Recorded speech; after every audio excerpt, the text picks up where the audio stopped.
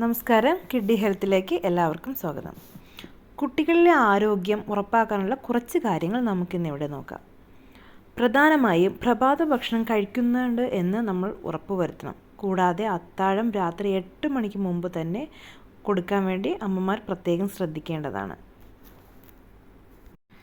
ചില അമ്മമാർ പറയുന്നത് കേൾക്കുന്നുണ്ട്, കുട്ടികൾ വേറെ ഒന്നും കഴിക്കുന്നില്ല, എത്ര നേരം വേണമെങ്കിലും കഴിക്കാതിരിക്കും, കളിക്കാൻ പോകും, ഭക്ഷണത്തിൽ വളരെയധികം പുറകിലാണ്, എന്ത് ചെയ്യാൻ പറ്റുമെന്ന് അറിയത്തില്ല, എന്ത് ചെയ്യും, ഇങ്ങനെയൊക്കെയുള്ള കുറേ ക്വസ്റ്റ്യൻസ് അമ്മമാർ പറയുന്നതായിട്ട് കേട്ടിട്ടുണ്ട്. ഇങ്ങനെയൊക്കെ വരുമ്പോഴത്തേക്ക് അമ്മമാർ കുഞ്ഞുങ്ങളെ വളരെയധികം മോണിറ്റർ ചെയ്യേണ്ടതുണ്ട്. പിന്നെ അതുകൂടാതെ തന്നെ ചിലർ പറയുന്നത് കേട്ടിട്ടുണ്ട്, കുഞ്ഞുങ്ങൾക്ക് പല്ല് വരുന്നില്ല, ഒരുപാട് ലേറ്റ് ആവുന്നു, ഇങ്ങനെയൊക്കെ പറയുന്നത് കുറച്ച് കേട്ടിട്ടുണ്ട്. അപ്പോൾ ഇതൊക്കെ നമ്മൾ ഗൗരവമായി വളരെയധികം നന്നായി ശ്രദ്ധിക്കേണ്ട കുറച്ച് കാര്യങ്ങൾ തന്നെയാണ്. ഇങ്ങനെ വരുമ്പോൾ നമ്മൾ ചെയ്യേണ്ടത് കുഞ്ഞിൻ്റെ വൈറ്റമിൻ ഡിയുടെ അളവ് ശ്രദ്ധിക്കണം, കാൽസ്യത്തിൻ്റെ അളവ് നോക്കണം, വൈറ്റമിൻ B12 ഈ 3 കാര്യങ്ങൾ നമ്മൾ പ്രത്യേകം ശ്രദ്ധിക്കേണ്ടതുണ്ട്. കൂടാതെ തന്നെ കുഞ്ഞുങ്ങൾക്ക് പ്രായത്തിനനുസരിച്ചുള്ള വളർച്ചയുണ്ടോ എന്ന് ശ്രദ്ധിക്കുക. ഇതിന് നമ്മൾ എന്താ ചെയ്യേണ്ടതെന്ന് വെച്ച് കഴിഞ്ഞാൽ ഓരോ മാസവും കുഞ്ഞിൻ്റെ വെയ്റ്റും ഹൈറ്റും മെഷർ ചെയ്ത് നമ്മളത് കൃത്യമായി അവരുടെ ഡെവലപ്മെൻറ്റ്സ് ഉണ്ടോ എന്ന് അത് ഉറപ്പ് വരുത്തണം. അതിലെന്തെങ്കിലും വ്യത്യാസം തോന്നുവാണെങ്കിൽ ഉടനെ തന്നെ നമ്മളൊരു പീഡിയാട്രീഷ്യൻ്റെ സഹായം തേടുകയും അവരെ ഒന്ന് കാണേണ്ടതുമാണ്. കൂടാതെ തന്നെ ശ്രദ്ധിക്കേണ്ട ഒരു കാര്യമാണ് കുഞ്ഞിൻ്റെ സ്കിന്നിലോ അല്ലെങ്കിൽ വയറിലോ വെള്ളപ്പാടുകളോ എന്തെങ്കിലും ഉണ്ടോ എന്നുള്ളത് ശ്രദ്ധിക്കുക. കൂടാതെ കളിച്ച് വരുമ്പോൾ കാല് വേദനയുണ്ടോ, ഇങ്ങനെയുള്ള കംപ്ലയിൻസുകൾ ഉണ്ടെങ്കിൽ വളരെയധികം കുഞ്ഞിനെ നമ്മൾ ശ്രദ്ധിക്കുകയും, പിന്നെ വിരശല്യം ഉണ്ടോ, ഇതൊക്കെ നമ്മളൊന്ന് ചെക്ക് ചെയ്യേണ്ടതുമാണ്.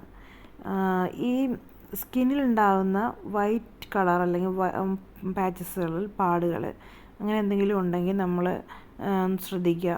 കുഞ്ഞിന് വിരശല്യത്തിൻ്റെ ചാൻസ് ഉണ്ടോ എന്ന് ശ്രദ്ധിക്കണം. ഈ വിരശല്യത്തിന് പ്രശ്നങ്ങളുള്ള കുഞ്ഞുങ്ങൾക്കാണ് അത് കാണുന്നത്. പിന്നെ കുട്ടികൾ കളിച്ചിട്ട് വരുമ്പോഴത്തേക്ക് ചിലപ്പോൾ പറയാറുണ്ട്, അമ്മേ അല്ലെങ്കിൽ അച്ഛൻ എന്താണ് എൻ്റെ കാല് നല്ല വേദനയാണ് എന്നൊക്കെ കംപ്ലയിൻറ്റ് ചെയ്യുവാണെങ്കിൽ ഒരു വൈറ്റമിൻ ഡിയുടെ ലെവല് നമ്മൾ ശ്രദ്ധിക്കണം. അതാണ് നമ്മൾ നോക്കേണ്ടത്. അപ്പോൾ vitamin D, calcium, vitamin B12 ഇത് നമ്മൾ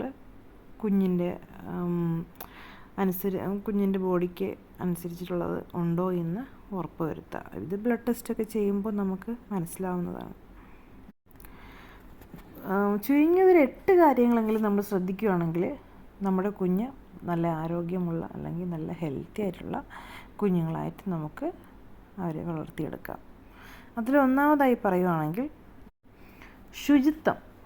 രാവിലെയും രാത്രിയും പല്ല് തേക്കുന്നുണ്ടെന്ന് ഉറപ്പുവരുത്തുക. ഭക്ഷണം കഴിക്കുന്നതിന് മുമ്പും ശേഷവും കൈ കഴുകാനായിട്ട് അവരെ പരിശീലിപ്പിക്കുക.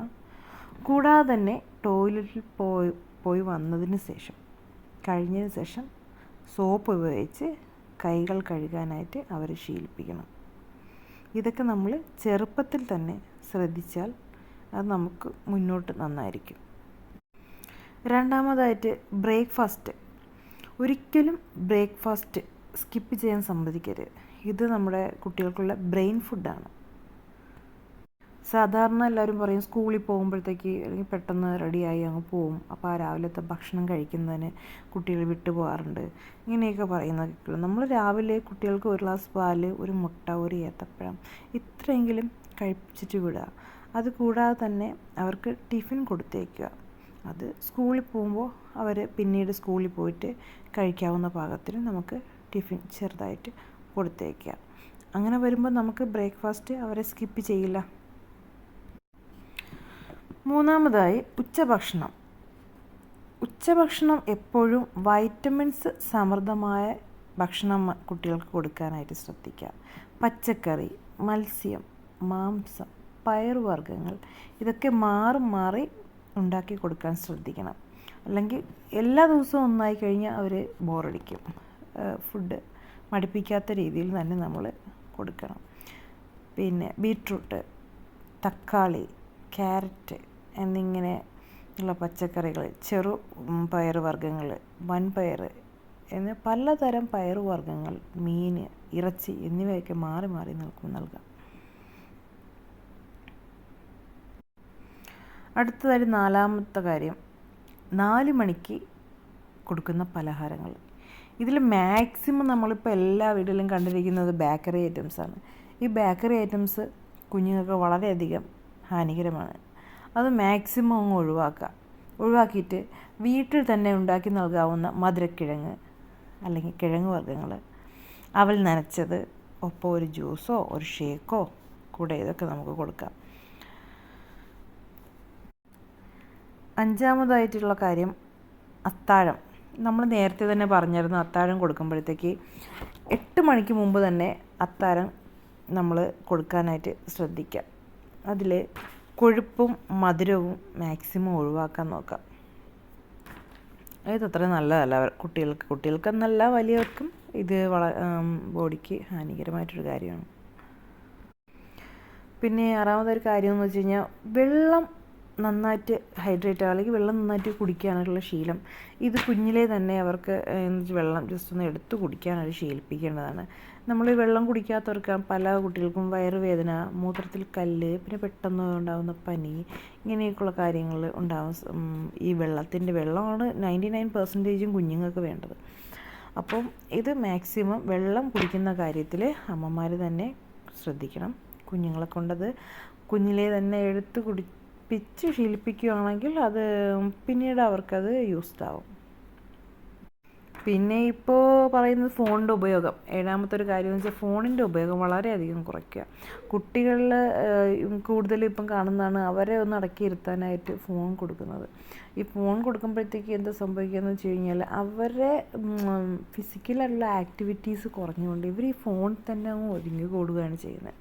അതുകൂടെ തന്നെ തിങ്കിങ്ങുള്ള കപ്പാസിറ്റികൾ, നമ്മളൊക്കെ മുമ്പ് കൊച്ചിലൊക്കെ ആയിരുന്നപ്പോഴത്തേക്ക് ഫോണൊക്കെ അധികം യൂസ് ചെയ്യാറില്ല. അപ്പം നമുക്ക് ഒരുപാട് കളിക്കാറ്, നമ്മൾ ഒരുപാട് തിങ്ക് ചെയ്യുന്നവർ, അങ്ങനെയൊക്കെയുള്ള ശീലങ്ങൾ, വായനാശീലങ്ങൾ ഇതൊക്കെ ഉണ്ടാവും.